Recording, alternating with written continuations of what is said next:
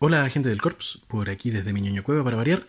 Y hoy día les traigo un videito un poquitito distinto de lo que suelo hacer. Ya las últimas veces había estado hablándoles acerca de figuras de acción, ¿no es cierto? Hemos hablado acerca de otras obras de ficción, pero hace rato que no hacemos nada relacionado al mundo del cómic. Así que vamos hoy día a echarle una miradita a Batman.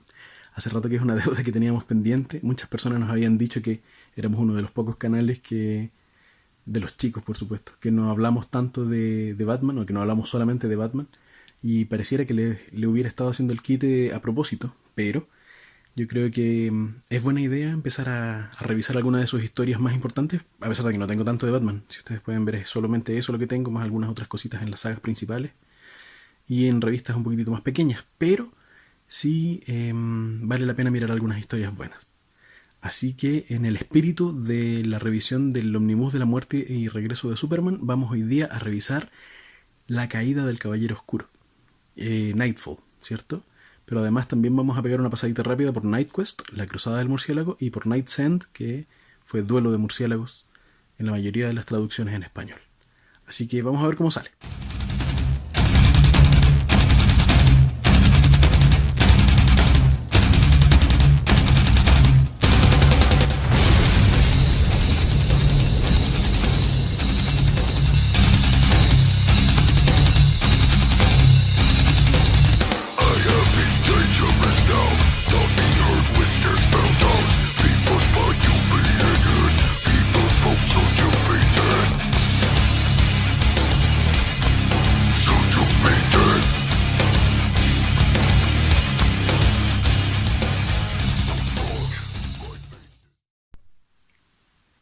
Ok, ahí hay algunas de las portadas más bonitas, diría yo, o de los cómics que más aprecio que tengo del encapotado. Y bueno, si se fijan, por ahí hay algunos Elseworlds, ¿cierto? Otros mundos. La mayoría fueron sacados por 5, ¿cierto? La edición es 5, que es española, muy buena. Y ahí está, por ejemplo, Joker Oscuro, La Selva. Ahí está Terror Sagrado, Luz de Gas. Ahí está Amo del Futuro, una portada que siempre me ha fascinado por su simpleza y al mismo tiempo su fuerza. Abogado del Diablo, ¿no es cierto? Imágenes. Y bueno, por acá hay otros tesorillos. Pues, está El Silencio de Planeta de Agostini, que es una edición muy bonita, ¿no es cierto? Con la portada de Jim Lee ahí presente. Gritos en la Noche, que también es la edición de SC. Y Batman, El Regreso del Caballero Oscuro de Frank Miller, que es muy bonita la portada, muy sencilla, muy simple.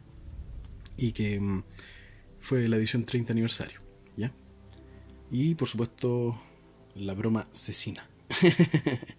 Que la tengo en dos formatos. Pues es el Absolute, el de la izquierda, y este es el formato de CC normal y corriente de los grandes autores de Batman. Así que vamos a lo que nos convoca, que es Nightfall, ¿cierto? Night Quest y Night's End. La caída, la cruzada y duelo de murciélagos. Y yo la tengo presente en este coleccionable, que es el coleccionable de Planeta. Ya ahí, si ustedes pueden ver, este es el número 1. Sus portadas eran muy sencillas, ¿no es cierto? Yo tengo del 1 al 8. En realidad son 10 tomos. ¿Ya? Si ustedes lo buscan por internet, El Caballero Oscuro son 10 tomos. Y incluyen muchas cositas, salvo leyendas. Casi no tiene nada de leyendas. ¿Ya? Y por ejemplo, ahí en el número 1, si ustedes se fijan en la portada, ahí está año 1, por supuesto. Bueno, en los primeros, el primer tomo andan más o menos cerca de las 380 páginas cada uno. Aquí tenemos año 1, tenemos, qué sé yo, después en el 2 tenemos La Muerte en la Familia. Bueno, año 2 también está Un Lugar Solitario para Morir. eh, Cosas por el estilo. Las 10 Noches de la Bestia también está presente, etcétera, etcétera. ¿Ya? Pero a contar del tomo 3, o mejor dicho, al final del 2, ya empezamos a entrar en tierra derecha con respecto a la caída del murciélago. ¿Por qué? Porque si queremos hablar de la caída del murciélago, tenemos que pensar en el contexto primero, ¿ya? Y aquí voy a dar un poco la lata, quizá, pero quiero que sea un poquitito libre lo que estoy diciendo. Más o menos en la misma onda que fue la reseña del omnibus de Superman, ¿no es cierto? Del regreso, de la muerte y regreso de Superman. Porque les quiero contar, y más encima, como hace rato que no subo un video, tenía ganas de hacer algo un poquito más espontáneo y sin guión. ¿Ya? Y en ese mismo video, que se los voy a dejar en la descripción, les comentaba yo que en el fondo, durante los 90, a mediados de los 90, o mejor dicho, durante la primera mitad de esa década, DC tenía ganas agitar un poco las ventas, porque como ustedes bien saben, o si no lo saben, yo se los cuento, esa fue una década bastante compleja para las ventas de cómics, ¿ya? Quizá un poquito parecido a cómo está siendo ahora también la realidad del noveno arte, ya por lo menos desde el punto de vista comercial y en las grandes empresas dedicadas a esto, ¿ya? Y yo diría que en ese momento había una gran demanda por los antihéroes, que eran los que estaban pegando muy fuerte en ese mercado, ¿vale? Entonces empezaron a darles algunas vueltas de tuerca más o menos importantes a sus héroes principales, ¿ya? Y así fue como se orquestó la muerte de Superman y también Crepúsculo Esmeralda, que fue la caída de la gracia, ¿no es cierto?, la Fall from Grace de Hal Jordan, en donde nos vimos cómo se nos hizo malo Hal. Después, por supuesto, vendría su redención parcial, por supuesto, en la noche final, y después el retconeo a cargo de Geoff Johns, en donde se nos cuenta que al final no había sido él, sino que había sido Parallax. O sea, sí, fue él, pero era solamente responsable de manera parcial, no completa.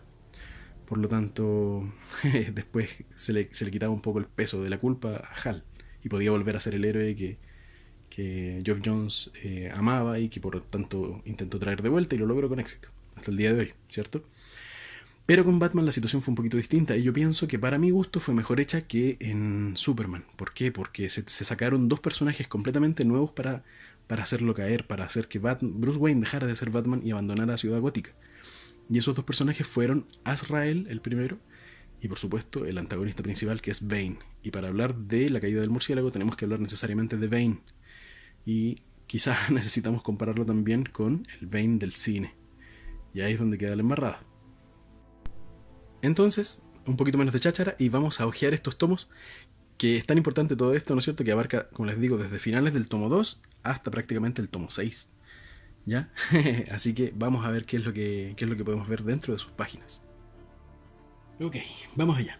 Bueno, lo que sí les quiero decir antes, eso sí, es que yo lo voy a reseñar en base a lo que trajo este coleccionable, que es el coleccionable de Planeta.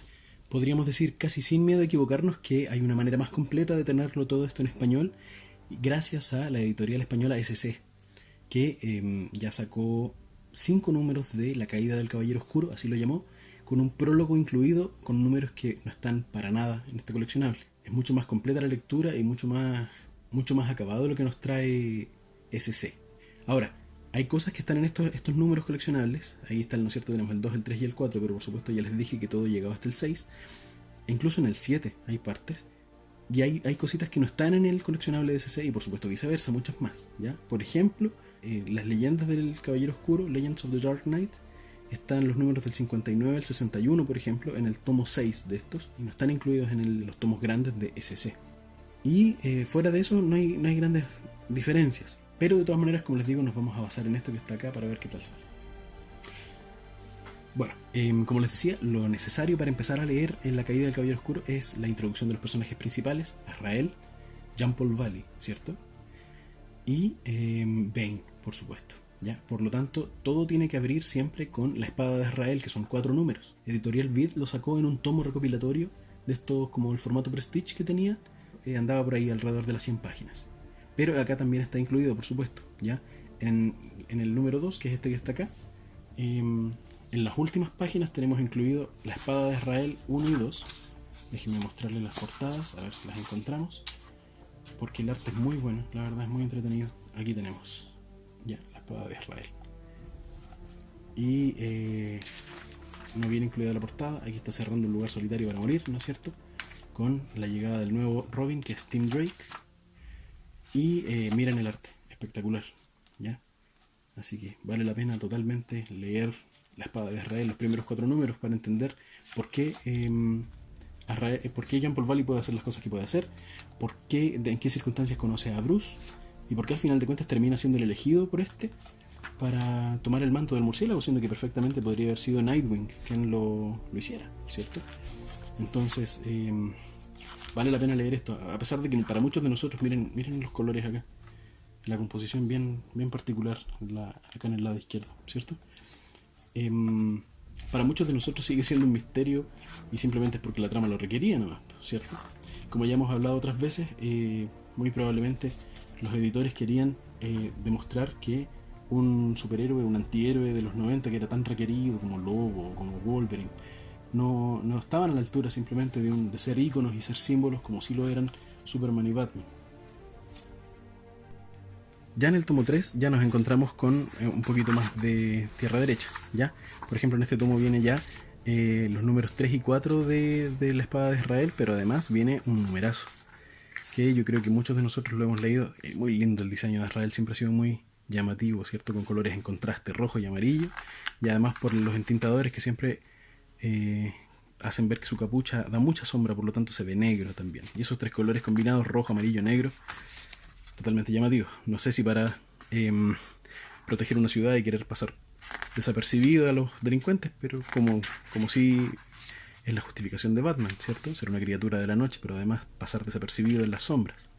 Pero de todas maneras es muy entretenido de leer. Hay unas páginas, ¿no es cierto?, que se leen de manera vertical, si se quiere. Pero a lo que yo iba es a esto, ¿cierto? Que ya lo vemos aquí, La venganza de Bane, ¿ya? En donde dibujó el maestro Graham Nolan, que después se repetiría el plato prácticamente en toda la saga y es el que haría, junto con Jim Aparo, la mayoría de los números importantes, en donde por ejemplo Bane le quiebra la espalda a Bruce. Y otro personaje ahí que en tinta, ¿no es cierto?, que es Eduardo Barreto, un nombre latino. Ya los que más saben de cómic lo van a recordar, que es uruguayo, que es muy famoso en Uruguay por supuesto y también en Argentina, pero todos los amantes de los cómics lo conocemos porque además de ser un dibujante, es un muy buen dibujante.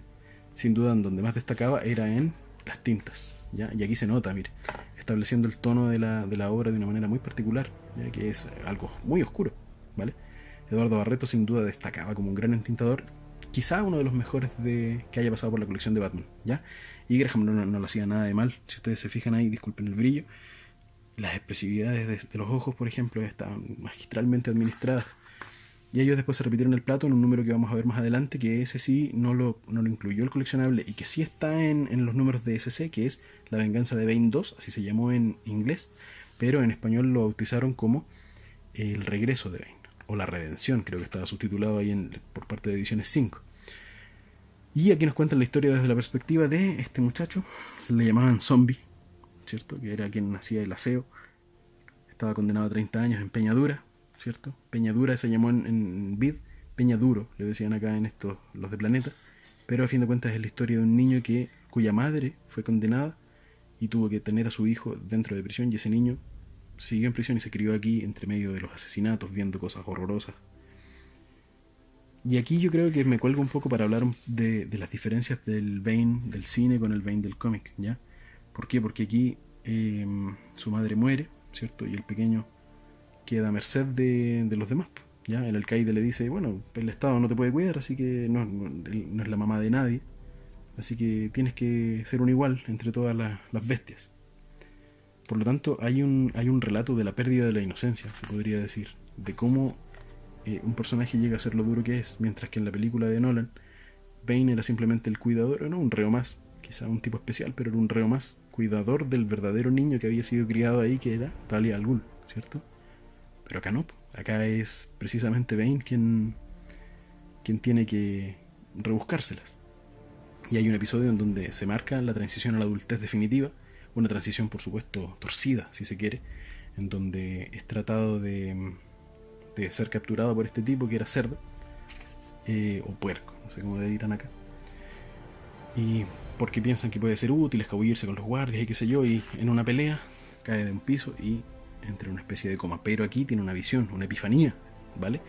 Y es donde su forma perfecta le habla y le dice que yo soy tú, pero no el de ahora, sino aquel en el que te vas a convertir. Tú puedes ser como yo, pero tienes que luchar para ser excepcional en todo. Y para hacerlo necesita derrotar a su miedo, ¿ya? Y su miedo, por supuesto, siempre está representado en la forma de un murciélago. Mientras tanto, Batman, por supuesto, no es mencionado para nada. Pero una vez que tiene esta epifanía y despierta de esta suerte de coma, va a buscar al puerco.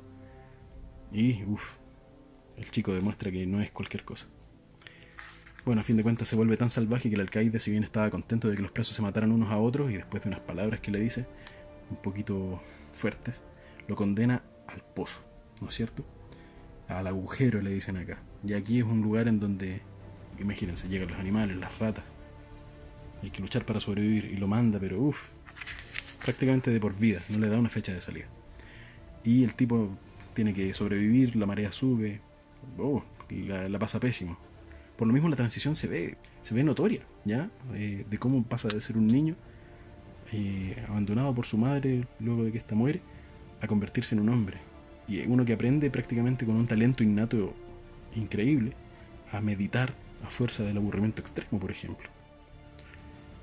Y logra convertirse en alguien increíble. Y en esas fantasías que él siempre tiene, nunca olvida de que debe derrotar a su miedo, representado en la forma de un murciélago, para convertirse en aquella forma perfecta.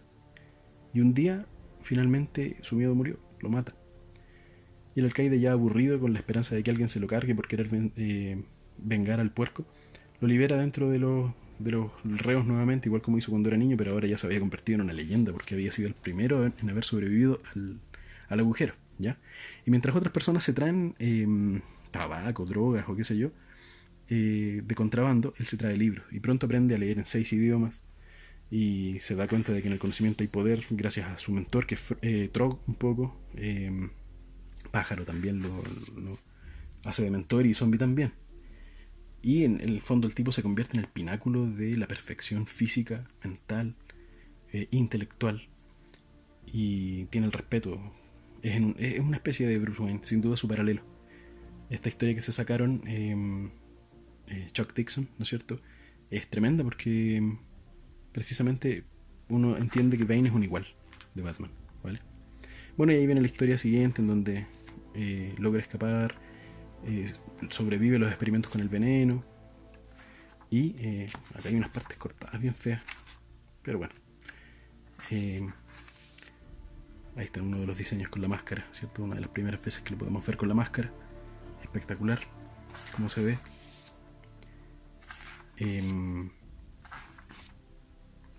Y como ustedes pueden ver, el dibujo de Nolan y el entintado de Barreto es espectacular. Bueno, el color tampoco lo quiero menospreciar, porque también es muy bueno, porque aquí es el primer encuentro entre Batman y Bane. Y él le dice, bueno, ¿y quién eres tú? Bueno, yo voy a ser el que te va a destrozar. Bueno, ponte la fila, le dice. Ya vas a conocer mi nombre, le dice. Ese día lo vas a gritar. Lo vas a gritar. Es el primer encuentro. Fue profético, prácticamente, esta cuestión. En fin, sigamos adelante. Acá hay unas viñetas que quería recordar. Disculpen si estoy un poquito tiritón, pero estoy sosteniendo el celular con una sola mano, pero vale la pena que vayamos hojeando. Estas viñetas, por ejemplo, donde Batman está ya muy cansado, producto de todos los villanos a los que se ha tenido que enfrentar. Bane ayudó, por supuesto, liberando a varios de Arkham y proveyéndoles de armamento, al igual que hizo el Bane de la película de Nolan, ¿cierto? De Christopher Nolan.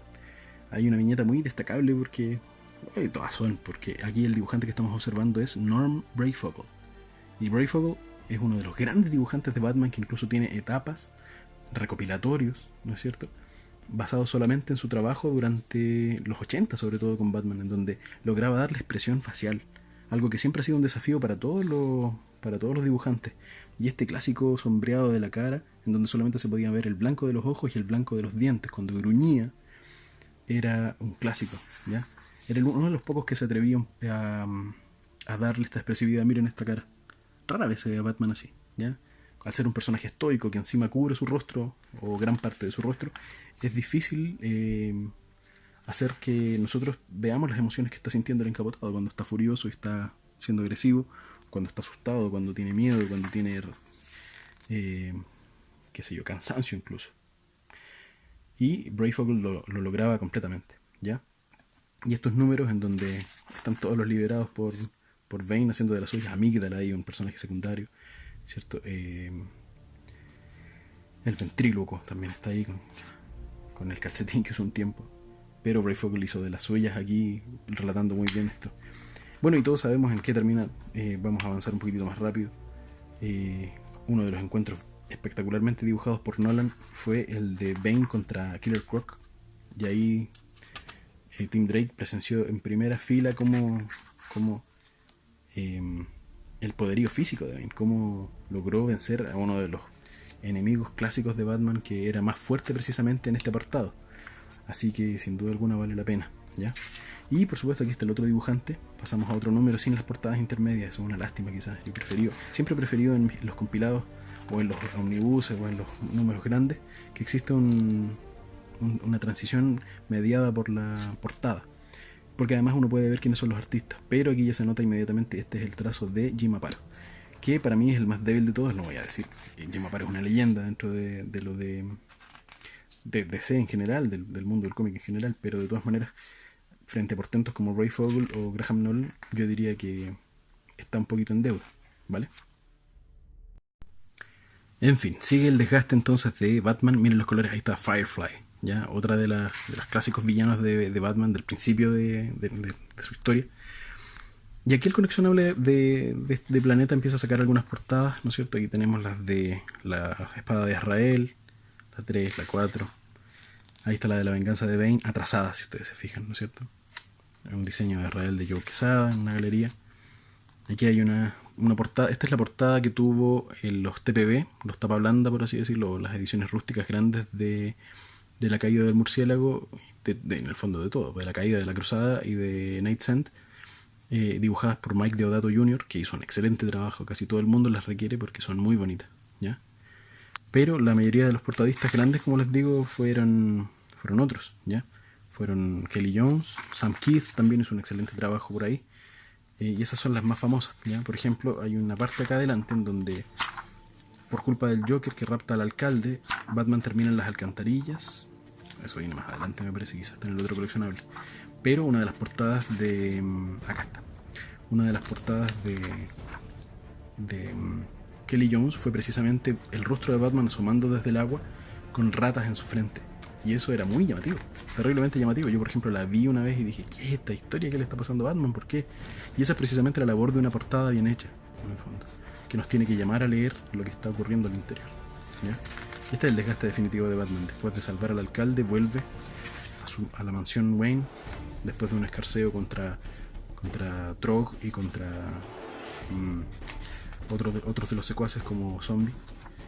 Y finalmente, después de derrotarlos, vuelve a la mansión. Y precisamente termina este número cuando vuelve muy agotado a la mansión. Y arriba está Alfred inconsciente. Y ahí lo está esperando aquel que dijo que Batman iba a gritar su nombre. Así que un cliffhanger espectacular, ¿no es cierto? Ahí está la portada del 491. Y ahí precisamente tenemos a Kelly Jones, ¿cierto? Que es bien famoso por este aspecto como vampiresco de Batman. ¿Cierto? Las proporciones de repente un poquitito raras, la definición muscular increíblemente grande, mucho los rostros de repente un poco amorfos, si se quiere, y la definición muscular, como les digo, tremendo, ¿ya? Hay algunas de las portadas entonces de las que estábamos hablando, ¿ve? Ese aspecto vampiresco se nota mucho. De hecho, fue el dibujante de Batman Drácula, ¿cierto? De la trilogía completa, de Batman Drácula, de Lluvia Roja y de La Niebla Carmesí. Y está la portada que yo les decía, a ver si la encontramos más adelante.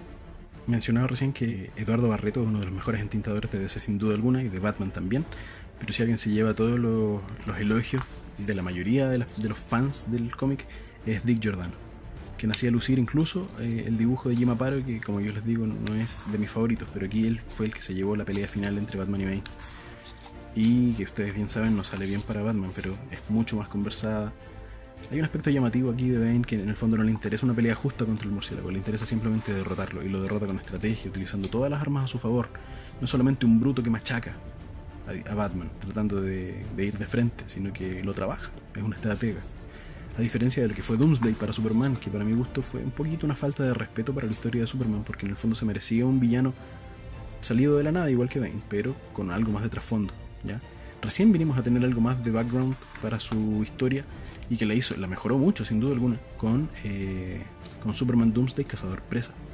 Pero en el momento de la muerte de Superman era simplemente una máquina de matar que pegaba muy duro, y se machacaron prácticamente durante muchas páginas con Superman, y al final fue más fuerte nomás. En cambio acá tenemos alguna historia un poquitito mejor, donde hay diálogo entre medio, hay recuerdos, racontos, ¿no es cierto? Lo obliga a gritar su nombre. Y aquí viene el momento histórico, ¿no es cierto? Donde le dice: podría matarte, pero eso va a hacer poner fin a tu agonía, ¿ya? Así que simplemente te voy a quebrar. Un diálogo un poco similar a lo que Nolan hizo en la película. Y lo que les decía recién, pues se nota la diferencia entre el dibujante Jim Aparo, porque el siguiente número recuerdo perfectamente que lo dibujó Graham Nolan, que solía abrir con splash pages. ¿Ya? Hacía varias, pero por lo general abría con un splash page.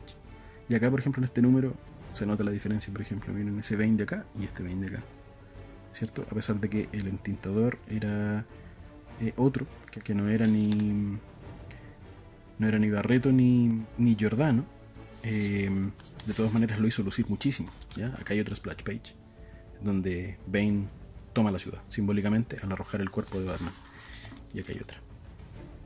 Muy fuerte. Yo me acuerdo de haber visto esto cuando era chico y fue impactante. Avanzando en la galería de portadas me encontré con esta. Ya aquí está esta clásica, pero además está la que les mencionaba recién, que es la del Detective Comics número 663, que corresponde al número 10 de la caída. Y eso. Bueno, Gótica no se puede quedar sin su defensor, por supuesto, así que van Tim Drake y Jean Paul con el nuevo con el manto de Batman a conocer a Gordon. Gordon, por supuesto, no sabe que él es otra persona, pero lo nota, ¿ya? Y eso se marca mucho más en la cruzada del murciélago, mientras que Bruce tiene que viajar al extranjero a ver a Chandra, una de las pocas médicos que lo conoce y logra finalmente curarlo y restablecerlo a la normalidad. Así que simplemente queda Jean Paul aquí defendiendo, y de poco se empieza a notar por qué no basta con ser muy bueno en las peleas, sino que además hay que tener no una cierta, sino que una potente fortaleza mental para no perder los estribos y no romper la única regla que en el fondo tiene Batman, que es la de no matar. Uno de los aspectos en los que no me quiero detener mucho es precisamente en la cruzada del murciélago, porque para mí es la parte débil de toda la historia, ¿ya? Si bien aparece aquí, por ejemplo, el espantapájaros y por ahí hace algunos cameos Anarquía, la mayoría de los villanos a los que se enfrenta Jean Paul Valley son villanos de poca monta, ¿ya? Este es Shadow of the Bath, me parece. Ahí está Anarquía. Y son principalmente, yo diría que los más grandes villanos clásicos de Batman a los que se enfrenta Jean Paul, porque la mayoría de los otros simplemente no aparecen. ¿Ya? Mr. Freeze creo que aparece por ahí, pero los otros casi que son inventados para la ocasión, o si los inventaron antes y aparecieron antes fue de manera pero muy tangencial, ¿ya? Incluso si uno ha leído mucho de Batman, rara vez los recuerda, ¿ya? Así que de todas maneras vale la pena. Pero lo que sí vale recordar es que Jean Paul de poco empieza a hacer algunas modificaciones y tiene por fin su primer encuentro con Bane de manera bastante sorpresiva, ¿ya? Ahí aparece excelente la viñeta, muy bien dibujada. Y en este primer enfrentamiento ya logra hacerle un poquito más de daño, precisamente porque está en mejores condiciones y estaba preparada para él, a diferencia de lo que pasó con Bruce. Pero en esta pelea no hay un vencedor definitivo. De hecho, Batman queda colgando aquí. Jean Paul saca la peor parte. Finalmente, entonces tiene lugar el duelo definitivo, y aquí ya está el cambio completo, ¿cierto? Del traje de Jean Paul como Batman. Y es muy lindo, por lo menos a mí cuando yo era chico en los 90 me gustó muchísimo. Ya hoy en día obviamente se notan sus falencias, ¿cierto? Todos estos bolsillos que tenía a mitad de muslo que simplemente Batman no necesitaba. Las hombreras que se ven terriblemente incómodas, pero tenía un aspecto vengador, ¿ya? Tenía un aspecto de caballero, al final de cuentas, ¿ya? Cada vez que Jean Paul va haciendo nuevas modificaciones al traje, se acentúan las diferencias con Tim, lo echa de la cueva, no lo deja participar más, quiere hacer de esto algo solo. Es la cruzada de un caballero, si bien, si recordamos bien, la Orden de San Dumas, que es la que tiene el sistema sobre el cual se basa todo el entrenamiento y el condicionamiento mental de Jean Paul para lograr que haga proezas físicas, es una orden separada de los caballeros templarios. Por lo tanto, toda esta volada de los caballeros antiguos y de la cruzada, ¿cierto?, se basa en precisamente eso. Y aquí tienen el último. Miren qué linda esta secuencia. Aterrizaje de superhéroe, diría Deadpool. Pero brillantemente dibujado por Nolan. Y aquí tenemos el enfrentamiento final entre Batman y Bane. Y hay mucha sangre, se nota, ¿cierto?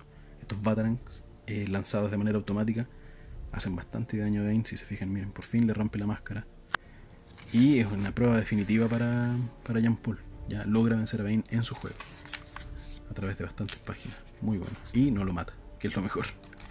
Ya, más adelante va a matar. Pero yo diría que esto es lo más destacable de la cruzada, se podría decir. En realidad esto es parte de la caída todavía, ¿ya?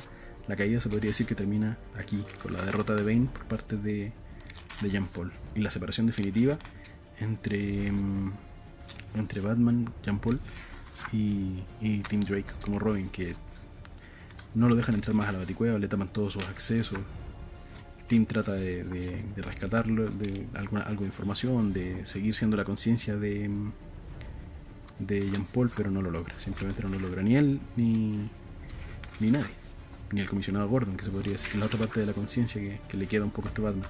Y el comisionado se siente muy traicionado después de haber depositado tanta fe en el símbolo que era Batman para verlo ahora corrompido, al darse cuenta de que no es su amigo, no es el amigo con el cual trabajó durante tantos años. Así que eso, sigamos avanzando un poco, veamos un pelito de la cruzada, que es bien importante, más que nada como para marcar algo relevante de la personalidad de Jean Paul. Y finalmente vamos a Duelo de Murciélagos, ¿vale? Aquí ya estamos en la cruzada en pleno, ¿ya? Y lindos diseños y modificaciones. Aquí es cuando Tim se entera de las modificaciones al traje y ya empieza incluso a renegar de su nombre. Ya no se hace llamar Paul, ya empieza a hacerse llamar Batman. Y cada vez que le hace una modificación al traje, les decía yo, es como si se fuera recluyendo cada vez más dentro de la armadura. En el fondo es una metáfora de su locura, ¿ya? Aquí le dice, por ejemplo, Wayne te necesitaba, pero yo no. Yo puedo hacer esto solo, completamente. Yo soy más Batman de lo que él nunca va a ser. A mí me van a temer como nunca le temieron a él. En el fondo, esa es la parada de Jean Paul. Bueno, aquí encontramos entonces el número preciso en donde Batman, Jean Paul Valley, Asbat, le han llamado a algunos, por si lo quieren buscar en diferentes páginas buscadoras de imágenes, en donde está luchando contra este villano aparecido de la ocasión, que se llama Matarife, así lo tradujeron en español la mayoría de las veces, por lo menos los españoles. No recuerdo cómo fue la traducción latina. Y luchando sobre este contenedor de lava hirviendo. No era lava, pero en el fondo como una fundición. Finalmente lo deja caer, no lo salva, ¿ya? Y aquí está la locura de Jean Paul, que en el fondo él ve dos alucinaciones. Una es San Dumas y la otra es su padre. Y San Dumas lo insta al bien, mientras que al revés, su papá, que en el fondo fue el que lo condicionó para ser el siguiente Azrael de la Orden de San Dumas, le dice que no, que lo que tiene que hacer es dejarlo morir, porque si no la sangre de los que él mate va a estar en sus manos, ¿ya? En el fondo los dos siguen este juego como del ángel y el demonio, pero en el fondo los dos tienen buenas razones como para guiar la actuación de Jean Paul. Finalmente cae Matarife y muere. Y lo más interesante es que Jean Paul, si bien estaba programado para ser un asesino por parte de la Orden de San Dumas, igual resiente el golpe y se afecta psicológicamente mucho por simplemente haber matado a un ladrón que a ojos de su padre no debería haberle ocasionado ningún tipo de culpa, pero sí la sintió, lo que da cuenta de que en el fondo en la tuición de Bruce sí hizo un poco de efecto en él, porque él no quería matar realmente, y por eso era un dilema para él. Otro aspecto que no quería dejar pasar es que en estas páginas también, en todo lo que tiene que ver con Night Quest, que son 17 números me parece, y muchísimas páginas en juego, además de ver todo el ir y venir de Jean Paul, también está la recuperación de Bruce después de su salvaje fractura de la columna vertebral, después de su trauma raquimedular, si se quiere. Pero también tiene lugar su entrenamiento, su reentrenamiento. Él tiene que ser más Batman de lo que fue antes, ¿ya? Y en vez de ser más simbólico como si lo fue en la película, en donde tiene que dejar sus miedos atrás, su miedo a morir incluso, acá tiene que ser también, por supuesto es un desarrollo y un entrenamiento físico nuevo, pero sobre todo es mental también, lo que por supuesto no descuide ninguna de las dos partes, ¿ya? Y vuelve a ser entrenado por viejos maestros. La maestra más importante de Bruce en esta etapa es ninguna otra que prácticamente un artista marcial que es mejor que Bruce en todo sentido, como tiene que ser un buen mentor, Lady Shiva, ¿ya? Y hace de Bruce un guerrero de temer, incluso mejor que antes. Finalmente, mientras Jean Paul sigue siendo de las suyas en la Baticueva, con la ayuda de Robin y de Nightwing también, Bruce Wayne por fin retoma el manto, ¿cierto? Y si muchas personas han señalado lo mismo, por lo menos con los que yo he conversado históricamente, que les cayó tan mal Jean Paul como Batman, que lo único que querían era que Bruce llegara y retomara su manto y le sacara la miércoles, porque se lo merecía, ¿ya? Pero de todas maneras fue una de las partes más interesantes, Duelo de Murciélagos, ¿ya? Así que eso es lo que vamos a explorar, ¿ya? Acá los dibujantes cambian un poquitito, ya no está Jim Aparo. O sea, se apega a sus participaciones por ahí, pero fundamentalmente hay nombres nuevos, ¿ya? Que lo hicieron bastante bien, encuentro yo.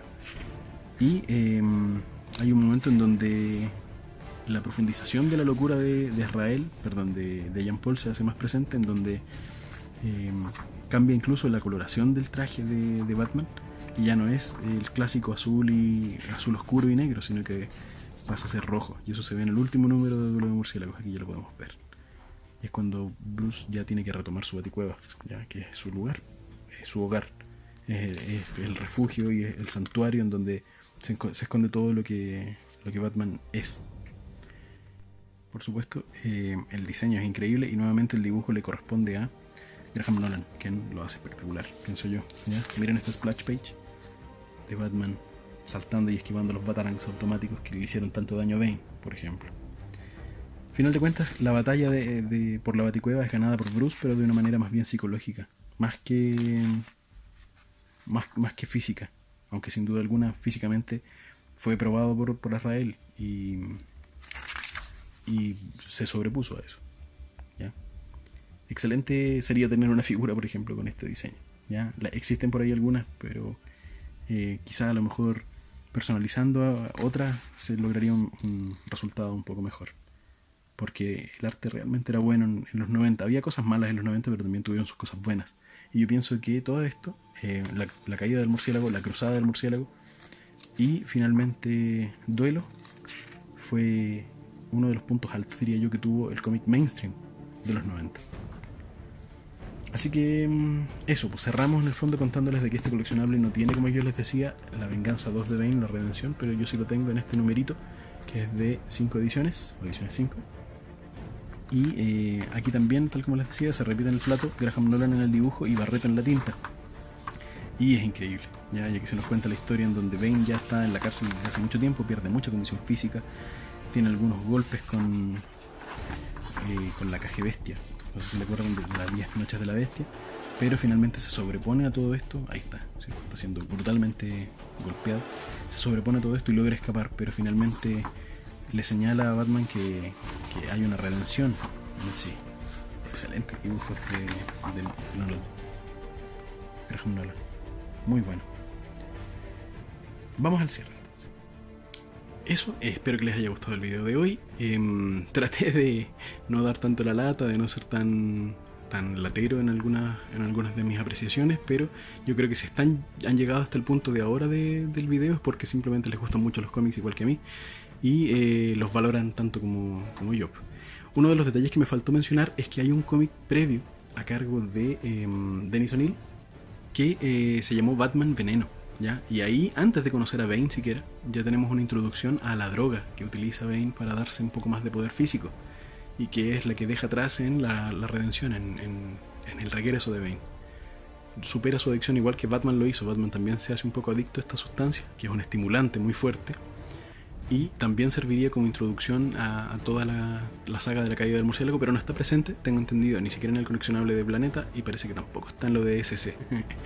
Eso, espero que les haya gustado entonces, pues, y nos vemos en un siguiente video, quizá de cómics, quizá de figuras, todo depende de cómo les vaya, ¿ya? Y de lo que nos vayan señalando en los comentarios. Un abrazo grande del buen Ñoño Wise. Chao, chao.